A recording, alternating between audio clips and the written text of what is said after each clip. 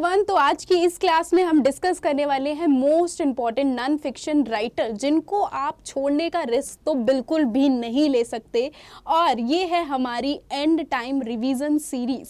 तो चलिए फटाफट से हम बात करते हैं। तो देखो, सबसे पहले तो मैं यहाँ पर ऐसे नॉन फिक्शन राइटर्स की बात करने वाली हूँ जो कि आपकी प्रीवियस ईयर क्वेश्चंस वहाँ से पूछे जा चुके हैं और जिनके चांसेस हैं कि आपके अपकमिंग एग्जाम में पूछे जा सकते हैं, क्योंकि थोड़ा सा लेवल तो अपग्रेड हो गई आपका एग्जाम का।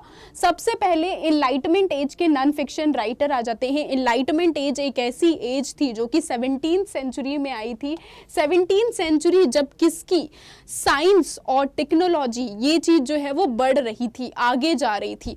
फेथ में लोगों का बिलीफ कम हो गया था, रिलीजियस फेथ में लोग बिलीव कम कर रहे थे। अनदर साइड साइंस और टेक्नोलॉजी, रीजन, इसके ऊपर ज्यादा बिलीव कर रहे थे। इसे हम एज ऑफ रीजन भी कहते हैं। एज ऑफ रीजन का मतलब क्या है, क्यों बोला जाता है एज ऑफ रीजन? क्योंकि लोगों ने क्वेश्चन उठाना स्टार्ट कर दिया था। कोई पर्टिकुलर चीज अगर तुम बोल रहे हो कि अर्थ फ्लैट है, पहले फ्लैट अर्थ की थ्योरी चलती थी, अर्थ फ्लैट है तो रीजन क्या है, क्यों है अर्थ फ्लैट, है ना? तो ये सारी चीजें, जैसे कि न्यूटन के ऊपर सेब गिरा तो न्यूटन ने सोचा कि अरे यार, मैं पेड़ के नीचे बैठा हूं तो मेरे ऊपर ही क्यों सेब गिरा, सेब हमेशा ऊपर से नीचे ही क्यों गिरता है ना? बीच में झूलने क्यों नहीं लग जाता, बीच में क्यों नहीं अटक जाता, है ना? तो ये जो था, लोगों ने क्वेश्चन करना स्टार्ट किया, अपने ब्रेन पे, इंटेलेक्चुअल माइंड पर फोकस किया था, जिसकी वजह से इसे एज ऑफ रीजन बोला जाता है। तो कौन कौन से इंपॉर्टेंट नॉन फिक्शन राइटर्स हैं जहां से आपके क्वेश्चंस पूछे जाते हैं? तो सबसे पहले इनलाइटमेंट एज के जो राइटर्स हैं आपको वो याद कर लेने हैं क्योंकि इंपॉर्टेंट हैं ये। फ्रांसिस बेकन फेमस एसेइस्ट थे जिन्हें फादर ऑफ इंग्लिश एसेइस्ट भी कंसिडर किया जाता है। नाउ मेरा एक क्वेश्चन आपसे है कि फादर ऑफ इंग्लिश एसेइस्ट तो इन्हें कंसिडर किया जाता है, Prince of essayist Charles lamb को कंसिडर किया जाता है, लेकिन एक्चुअल पहली बार एसे इस टर्म को किसने क्वाइन किया था, यानी कि किसको फादर ऑफ एसेइस्ट कंसिडर किया जाता है? Then next we have Rene Descartes. Rene Descartes को क्या कंसिडर किया जाता है? इन्हें कंसिडर किया जाता है father of rationalism. Father of rationalism इन्हें कंसिडर किया जाता है, फादर ऑफ रैशनलिज्म। रैशनलिज्म का मतलब क्या है? रैशनलिज्म एक ऐसी थ्योरी थी जब जो पर्सन है, फिलोसोफर हैं, किसके ऊपर फोकस करते थे? रीजन के ऊपर ज्यादा फोकस करना। ओके, रीजन, अभी मैंने एग्जाम्पल दिया रीजन का, जिसमें मैंने आपको न्यूटन का एग्जाम्पल दिया था, यानी रीजन के ऊपर फोकस करना, इंटेलेक्चुअल माइंड्स पर फोकस करना। नेक्स्ट आते हैं थॉमस होब्स, जॉन लॉक, ये आपके कुछ इंपॉर्टेंट एनलाइटमेंट एज के राइटर हैं, आपको याद रखने हैं। डेविड हम, जीन जैक्स रूसो। ओके, तो ये, इसके अलावा वोल्टायर का फेमस वर्क है इनका कैंडिड इनका फेमस वर्क है। ये आपको सिर्फ और सिर्फ सबसे पहले टाइटल पर्पस से याद रख लेने हैं।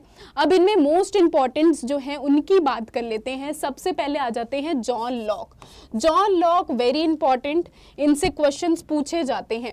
जॉन लॉक, जिन्हें फादर ऑफ लिबरलिज्म कंसिडर किया जाता है, liberalism father. Second most important, tabula rasa, blank state की थ्योरी इन्होंने दी थी। Now what is blank state? तो जॉन लॉक ने बोला कि at the time of birth we human born without any pre-existing knowledge, that is blank state, and by the time हम जब अपने आसपास की चीजों से एक्सपीरियंस गेन करते हैं तब हमारे अंदर क्या होती है, धीरे धीरे करके नॉलेज आती है।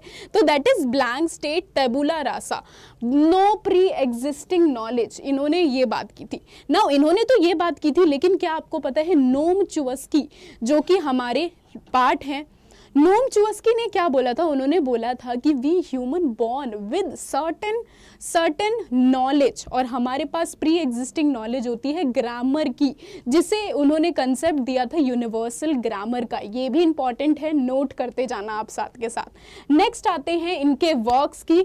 तो ये सारे वर्क्स आपको याद कर लेने हैं क्योंकि टाइटल पर्पस से पूछे जा सकते हैं।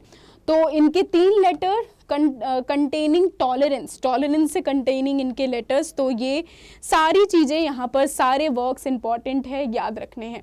नेक्स्ट आते हैं हम अच्छा, ये वाले वर्क्स जो हैं वो इंपॉर्टेंट नहीं है, you can skip this, not important. Next writer very important, German philosopher Kant. इन्हें क्या बोला जाता था, इन्होंने रैशनलिज्म प्लस में एम्पिरिसिज्म दोनों को ही इन्होंने यूज किया था। रैशनलिज्म तो मैंने आपको बता दिया, रीजन के ऊपर फोकस करना। एम्पिरिसिज्म का मतलब क्या होता है, एक्सपीरियंस, यानी कि नॉलेज गेन करना through experience, that is empiricism. Knowledge gain करना through reason, that is rationalism. तो इन दोनों को ही इन्होंने अपने वर्क्स के अंदर यूज किया था, दोनों चीजों को यूज किया था।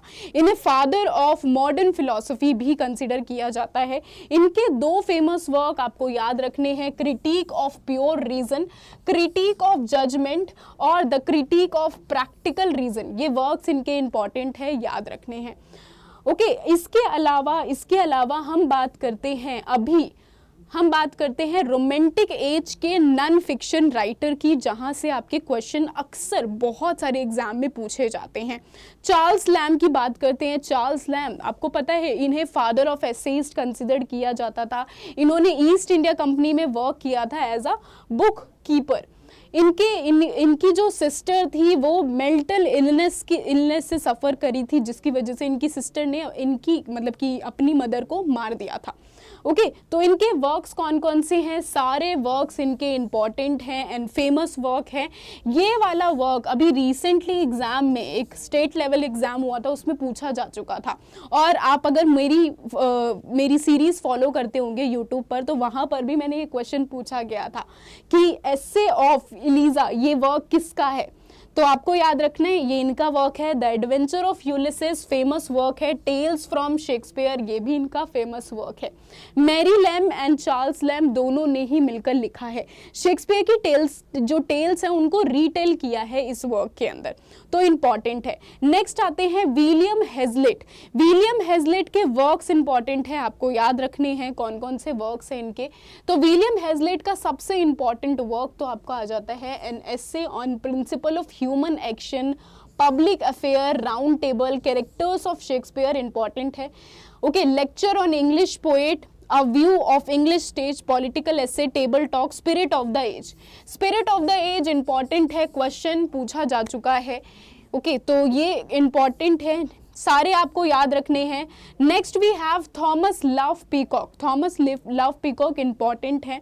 Thomas Love Peacock famous work 4 ages of poetry, जिसके अंदर इन्होंने क्रिटिसाइज किया था करंट एज ऑफ पोइट्री को।